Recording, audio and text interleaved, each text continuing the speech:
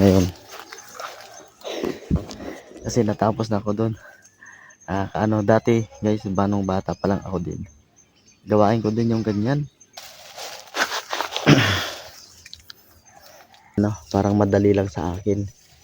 Pero ilang years na rin na hindi ako nagbibitag ng mga ibon dito sa gubat. So, dala ko napagod, hiningal ako. Pero yung kapatid ko, chill lang.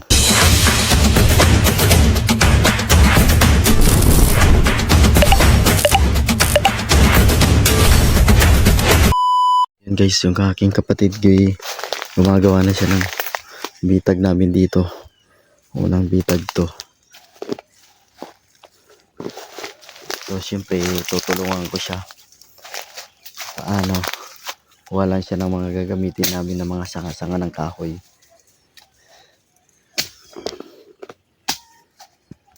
Ay, ayaw. So, yan. Ganyan ang pagsisit up namin guys.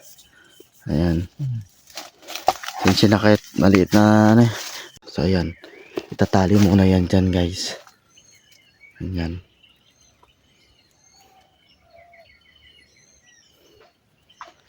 Pag natali na yan dyan, isit mo.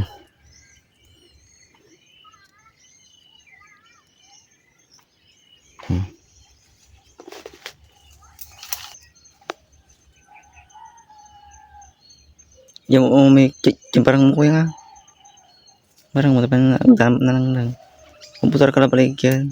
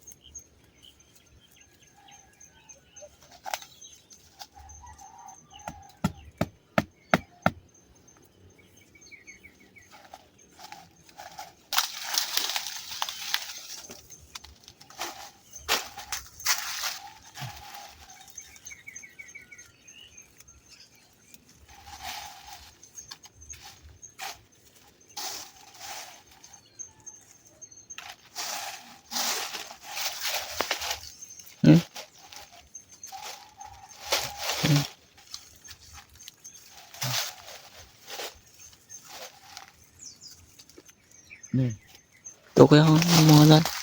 Kita mga daw. Mga daw ini pang naman na pangharigi niya. Pangharang.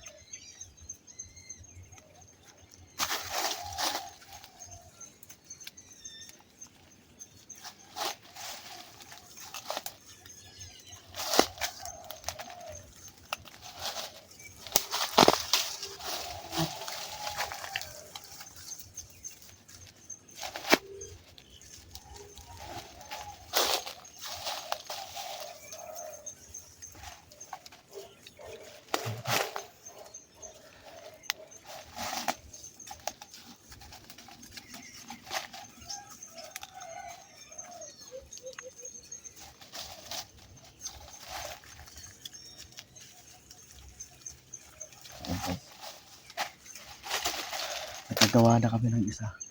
So natapos na.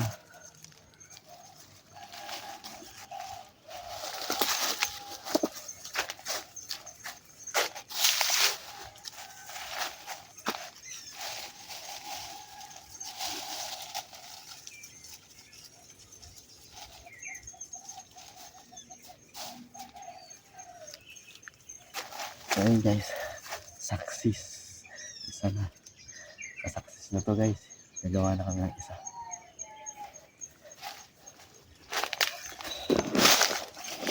Ngayon, ayusin mo naman dyan. So ngayon guys, yung kapatid ko naman. Kasi meron na pala siyang dati dito. So natanggal lang. Ibabalik niya lang. So nakatapos na rin ako ng isa doon. Meron pa kaming dalawang ilalagay.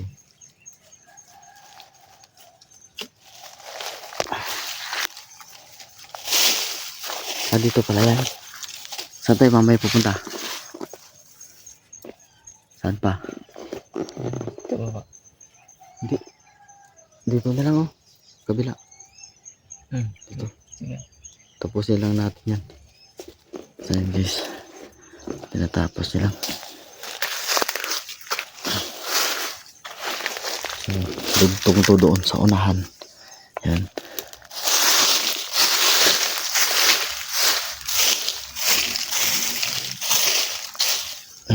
Ayan so guys. So naman ngayon. Kasi natapos na ako doon. Ano dati guys, banong bata pa lang ako din. Gawain ko din yung ganyan.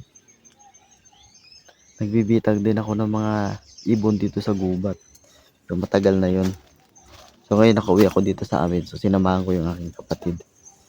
Kasi nagbibitag siya ng mga ibon dito sa gubat. So ayun, para ma-experience ko ulit.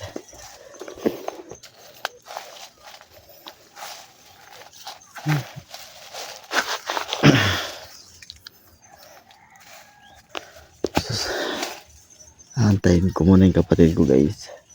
Hanggang matapos na dyan. Dati nung akong gumagawa ng ganyan guys, parang madali lang sa akin. Pero ilang years na rin na hindi ako nagbibitag ng mga ibon dito sa gubat. So dala ko napagod, hiningal ako.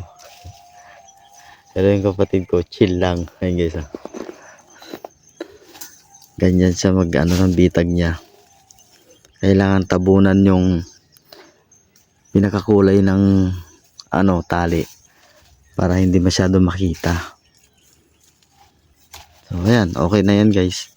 Kailangan harangan lang dito para lagyan mo ng bakod dyan. Para itong diretso lang to ang daan.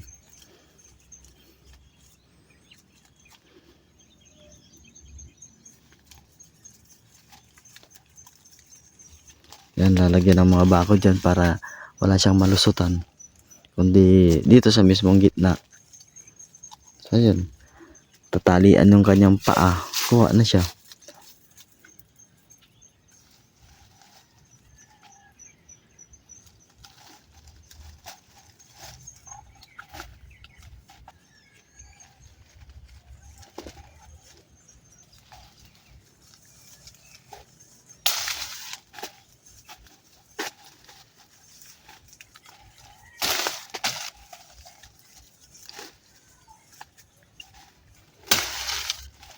Yan.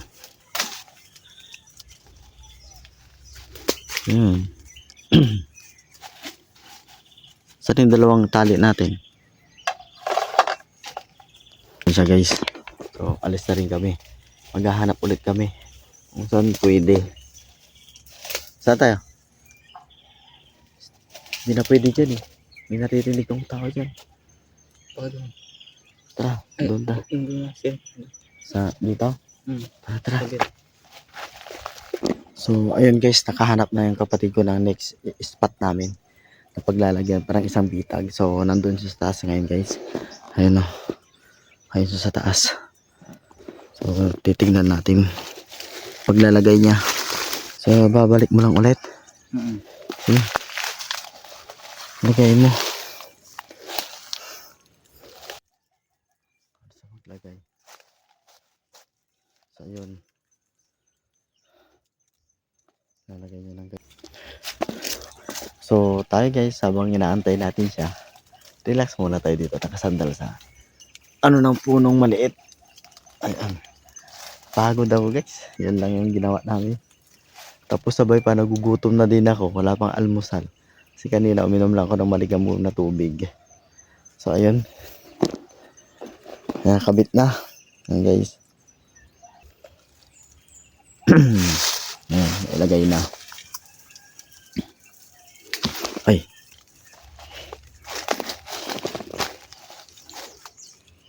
Ayan. Kailangan lagyan mo siya ng ano, kumbaga sahig. Para pag once na naapakan yan, so pag naapakan bababa, yung tali na bilog, aakyat naman siya. So matatalian yung paa ng ibon. Yusin mo para bumuka yung ano niya, bilog niya. Yan ang hirap eh. Mas maganda sana pag sako yung gamit. Yan. Dagdagan mo pa yung sahig niya. Kulang pa yan eh. Kuhaan mo dyan. Hanap ka. So, kulang yung ano niyan eh. Wala bang mga tuyo? Mga tuyo eh. Kahit medyo malalaki na. Ito. Yan. Gamitin mo yan. Lagay mo dyan.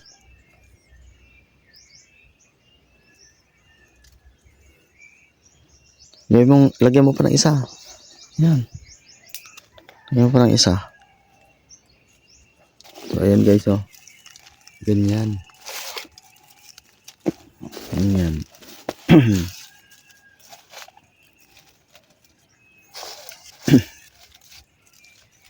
Ganito guys ang paggawa ng bitag dito sa bundok. Ayan. Okay na yan, oh. Yun. So, tapos na naman kami guys. Hahanap na kami ng ibang spot paglalagyan.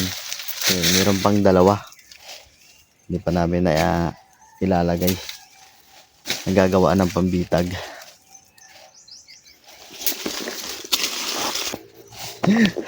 Hala guys. Akala ko meron pa. Sabi ko kanina may dalawa pa kaming tali. Yun pala. Last na yung inano namin dito. Last na. Yan.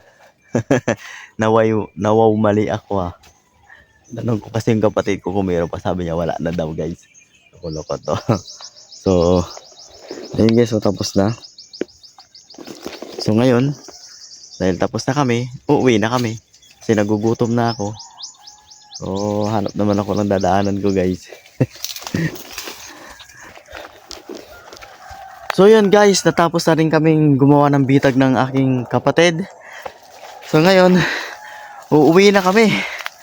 So yun guys, thank you ulit sa panonood ng vlog na to guys. Sana nagustuhan ninyo. At sa mga bago pa lang dyan guys sa aking channel, ay please naman pa-subscribe at pa-like and share na rin guys pag nagustuhan nyo. At siyempre huwag kakalimutan guys, i-click ang notification bell button para lagi po kayong updated sa mga video na aking i-upload. Lalo na yung mga ganito guys. Sa mga gustong manood ng vlog na nasa probinsya. So yun guys, please lang. At no skip ads po tayo guys ha. So yun lang guys, maraming salamat po. So bye bye na guys, hanggang dito na lang to guys, bye bye.